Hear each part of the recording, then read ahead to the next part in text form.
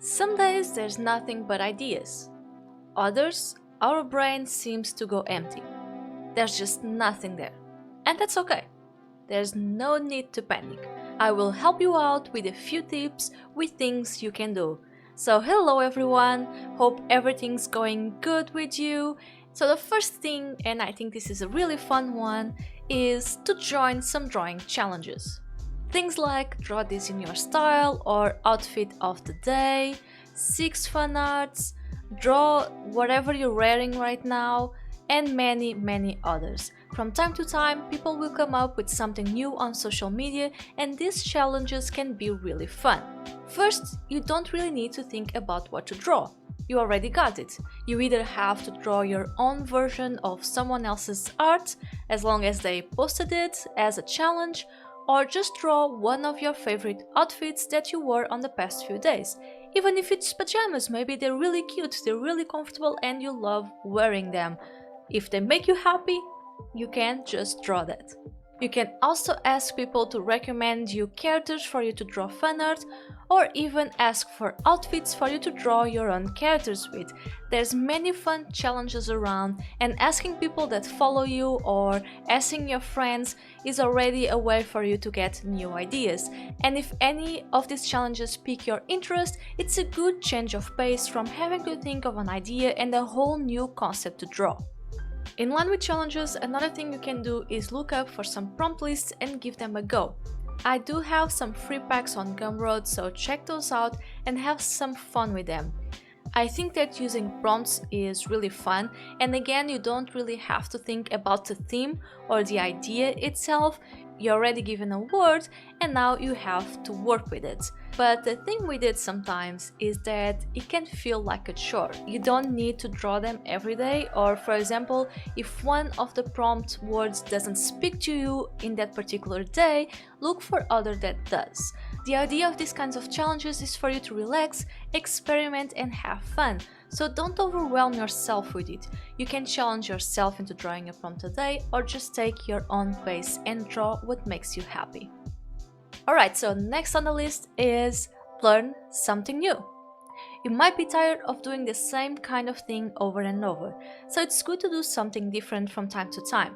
Also, even if you're already a veteran at drawing and you've been doing it for a long time, you always have something new to learn or improve. So instead of focusing on finding ideas for your next illustration, focus on just learning. So do you want to learn how to draw hands better? Then go watch some tutorials and drawing classes and start filling some sketchbook pages with those. Do you want to learn how to draw cats? Then do that for a few days. What about trying out a new tool or medium? Again, this is something different from what you're used to, so it's a nice change of pace where you'll focus more on the fun of learning something new. If you're used to draw digitally, give that a break, and why not try out some markers or watercolors, acrylics, gouache, whatever you want. We're artists and we all like to hoard different kinds of mediums at home, especially because they look really cute and good, and sometimes we end up neglecting them. So it's a good time to pick those up when you have no more ideas or inspiration. You don't even need expensive tools. As long as whatever tool you've chose works, you're good to go. After all, you're just giving them a try and you don't know if it's something for you, and that's perfectly alright. There's no need to go spend a whole lot of money just to experiment. Just find the first thing you see at the supermarket and try it out.